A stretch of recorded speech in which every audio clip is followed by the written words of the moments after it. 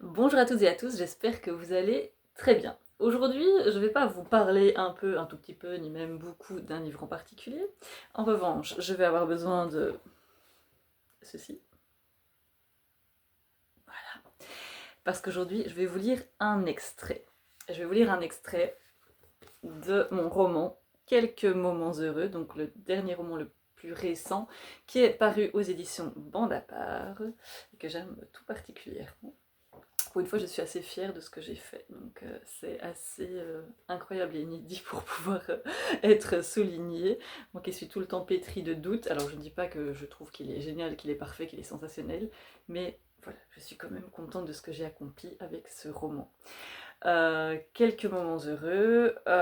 Ici, c'est l'histoire de Christian Picard, donc, qui est un célèbre journaliste présentateur de JT qui se retrouve du jour au lendemain à la retraite et un petit peu désemparé après toute cette gloire, après toutes ces activités, et de n'être plus personne ou d'avoir l'impression de n'être plus personne. Parmi ses cadeaux de retraite, il reçoit un bon pour une consultation de voyance et bien qu'il n'y croit pas du tout, il s'embête tellement qu'il va quand même y aller. Et cette consultation de voyance, en fait, on m'en parle beaucoup dans les retours de lecture, parce que même si l'histoire n'est pas à proprement parler vraiment drôle ou hilarante, c'est vrai que c'est un moment assez comique et vous êtes beaucoup à m'en parler. Donc voilà, je vais vous lire juste quelques pages, pas tout à fait un chapitre, déjà comme ça j'ai un peu peur que ce soit long, je me rends pas bien compte combien de temps ça va durer en lisant à voix haute.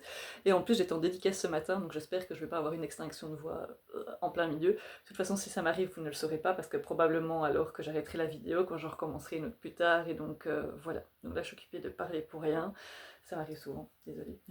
Mais voilà. On y est, je vous lis l'extrait. Je patiente sur le palier, tout en tapotant du talon le sol irrégulier et crasseux. J'aurais aimé avoir vu sur le parking. Je m'inquiète pour mon cabriolet, garé au milieu des tas de ferraille, à la merci d'individus douteux. Si l'on me vole ma voiture, je n'en retrouverai jamais une pareille. Peugeot ne commercialise plus ce modèle depuis plusieurs années. À l'entrée du HLM, j'ai repéré rapidement son nom sur la sonnette. Odette Vision. En d'autres circonstances, j'aurais ri, songeant qu'elle aurait tout autant pu mener une carrière d'opticienne que de diseuse de bonne aventure. Mais étant donné la pellicule infâme qui recouvrait le bouton de la sonnette, le moment ne se prêtait pas au moindre trait d'humour. La porte de l'appartement s'ouvre. Personne n'en sort. Une voix enfantine m'invite à entrer. Je me demande si l'immeuble est en travaux ou seulement délabré. Une blondinette de 5 ans, 6 ou 7 tout au plus, m'accueille. Bienvenue, monsieur Picard.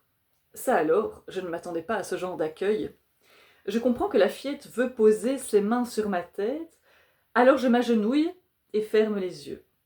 Je manque mourir d'un infarctus lorsqu'une voix tonitruante se fait entendre. Bordel, Emma, je t'ai déjà dit 1000 fois de pas rester dans les pattes quand je reçois des clients. La petite détale sans demander son reste. Encore à genoux, j'observe avec appréhension le phénomène qui se dresse devant moi. En un instant, son masque de rage se transforme en visage angélique. L'immense jeune dame brune me tend la main. Monsieur Picard, je présume... Vous êtes voyante. Vous devez mieux savoir que moi comment je m'appelle. La plaisanterie m'a échappé. Par chance, la voyance ne semble pas s'en offusquer. Les interminables dreadlocks qui courent sous son bandana à licorne et ses lunettes jaunes en forme de cœur contrastent avec son ensemble moulant en cuir et ses bottes aux talons vertigineux. Un instant, je me demande si mes collègues ne m'ont pas envoyé chez une prostituée spécialisée dans les enterrements de vie de garçon et les fêtes de retraite. Je me sors cette idée de la tête quand nous pénétrons dans une pièce aussi bordélique que minuscule, délimitée par d'épaisses tentures multicolores. Au centre se trouve une petite table ronde. 2 tabourets sont installés de part et d'autre. Une forte odeur d'encens flotte dans l'air.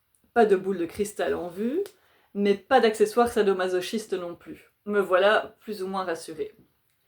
Installez-vous, monsieur Picard, je vous en prie. Je m'exécute sans broncher.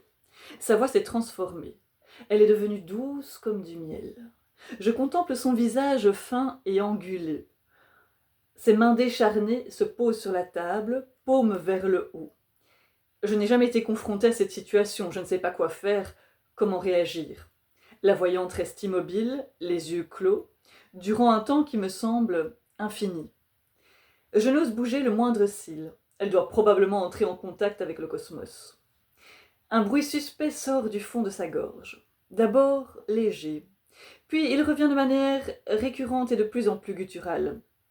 Je n'y crois pas. Elle ronfle. Je songe à m'en aller, mais la curiosité m'a emporté trop loin. Je refuse de partir maintenant. Du bout de l'index, et j'approche doucement de son avant-bras. Je n'ai pas encore effleuré qu'elle ouvre grand les yeux et me saisit le poignet avec force. Je crie comme un cochon qu'on égorge avant de récupérer avec difficulté mon calme et mes facultés respiratoires. Je suis désolée, c'est ma première fois et... Je sais, siffle-t-elle, resserrant davantage sa poigne. Évidemment, murmurai-je. Puis, son visage redevient paisible. Je ne serais pas étonnée d'apprendre que cette femme souffre de schizophrénie. Elle retourne ma main dans les siennes et approche son visage à quelques centimètres de ma paume. À la manière d'un chien pisteur, elle renifle bruyamment ma peau. Ensuite, avec son index, elle suit le tracé des lignes qui y sont dessinées. Je réprime un frisson. Monsieur Picard, Christian. Je vois dans les lignes de votre main comme on lit dans un livre. Je dirais même plus, un livre pour malvoyants, avec de gros caractères. Vos sillons sont tracés à la perfection. Merci. Je regrette à nouveau d'avoir ouvert la bouche.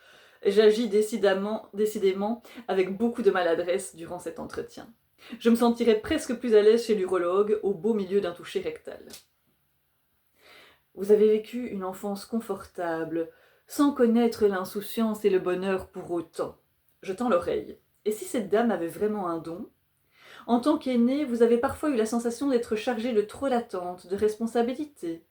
Dès l'adolescence, vous avez rêvé de briser vos chaînes. Bien vu, Madame Vision. Ce que vous avez fait par ailleurs, hélas, briser des chaînes, c'est aussi briser des liens, couper des ponts. Vous en avez souffert. Votre sœur, votre frère, et vos parents aussi. Je déglutis. Des années plus tard, vous avez su vous accorder le pardon réciproque, vous avez laissé s'exprimer l'amour. Vous regrettez souvent de ne pas l'avoir fait plus tôt. Je pense à mes parents, partis trop tôt. Je lutte pour ne pas me laisser submerger par l'émotion. Cela ne vous a pas empêché de mener votre barque. Vous vous êtes construit une vie bien remplie, un foyer, une brillante carrière. Je souris.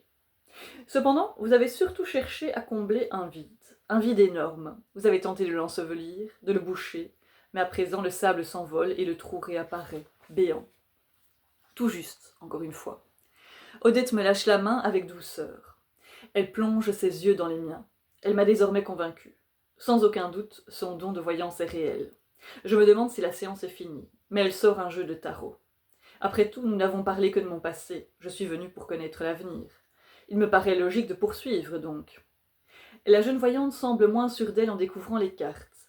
Elle hache davantage ses phrases, cherche ses mots. Je vois un vélo, une pharmacie. Je vois une grande douleur. Et puis, elle se fige net, ses yeux se révulsent, tout son corps se crispe. Ensuite elle entre en transe, elle pleure, elle hurle, elle tambourine avec ses pieds contre le sol et ses poings sur la table. Elle envoie valser ses cuissardes, enlève ses vêtements après avoir tenté, sans succès, de les déchirer. Le malaise m'étreint. Elle saute à pieds joints sur la table, danse la macarena de façon frénétique en chantant des incantations. Elle respire tellement que des gouttes de sueur atterrissent sur mon front. Elle se place en chandelle, ses jambes poilues pointant vers le lustre. Puis, à nouveau, elle s'immobilise. La tête à l'envers, le sang dans les tempes, elle rouvre les yeux. Elle a l'air effrayée d'une jeune biche. Elle tremble, toujours complètement nue. « Monsieur Picard, je suis désolée, je ne peux pas. » Elle s'agite à nouveau, fronce ses sourcils épais en ramassant ses vêtements, qu'elle noue tant bien que mal autour d'elle. Surtout mal, à vrai dire. Le cuir, ça glisse. Elle doit s'y reprendre à plusieurs reprises. Puis elle se relève et range ses cartes. Elle se retourne, trifouillant dans ses bottes, en retire 2 billets de 50 €, qui, vu leur état, ont fait au moins 3 fois Woodstock, qu'elle me tend ensuite. « Tenez, monsieur Picard, reprenez votre argent. Faites-en ce que vous voulez, mais sortez d'ici. Je ne peux rien pour vous. Je suis désolée. » Elle se rassied et pleure, l'air épuisé. Elle ne me raccompagne pas. Je sors, aussi penaud que pressé d'asperger mes mains de gel hydroalcoolique. Sur le parking, ma voiture est intacte. Pour finir, c'est surtout mon équilibre psychologique qui a dégusté durant la séance.